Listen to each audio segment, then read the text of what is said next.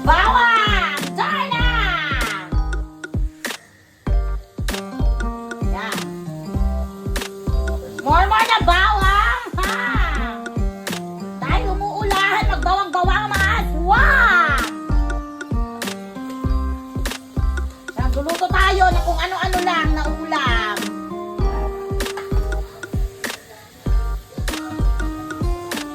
Wow!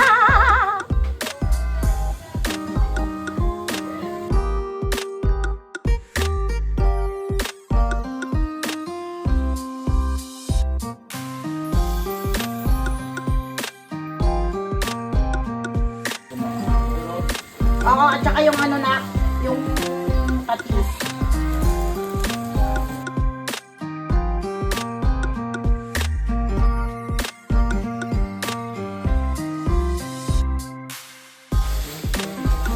Hindi yan sa'yo, ta!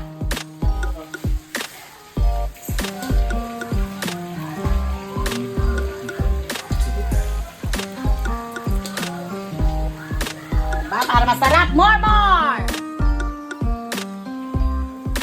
Diba? Para masarap.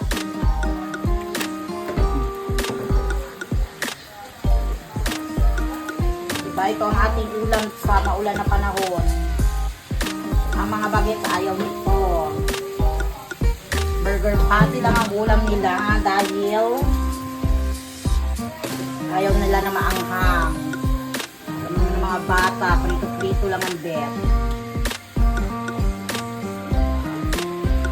Sarap.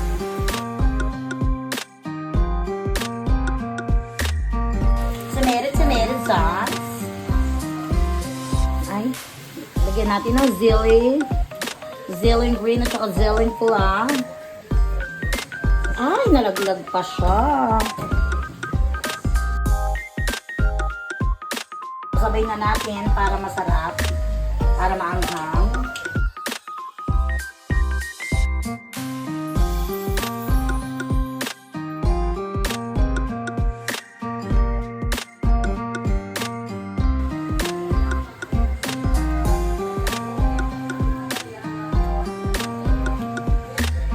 Diba? Ito ang aming ulam. Tapos ito, look, okra. Sausaw sa bagong isda na may kalamansi. Diba? Lagyan natin ng very, very light.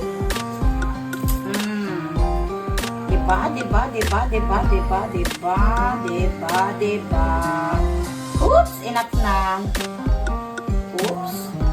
Sayang.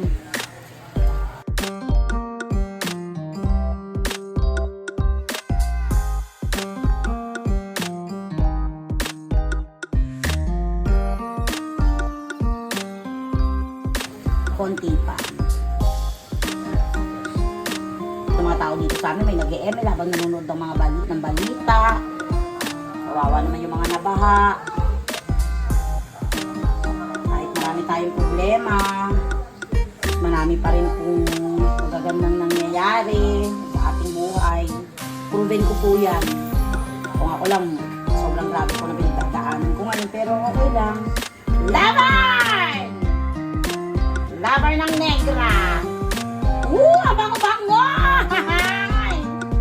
Ako kasi, kung ano lang maisipan ko, yun na yun. Save na po ako kung paano sa later ko na lang malalaman ang lasa. Diba? Later na natin i-found out, mapa-found out, or mapa-find out kung ano ang lasa. Yan. Pakuloy muna natin ang very, very light. Kasi dahil po may bagyo, naubusan tayo na melted cheese. Ng quick melt, ng mabilisang pag-ano, ng keso. Ayun. So, ang eksena natin, ang keso natin, ano lang, yung Kraft na cheese. Oh! Yung Kraft lang na cheese, ang ating ano. Bawal yan. Mamaya sabihin ha?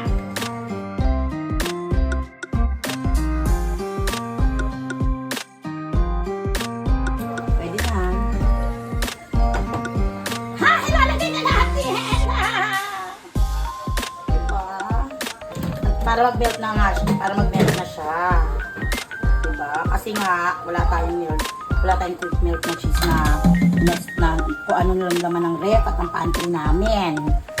Diba? Oh.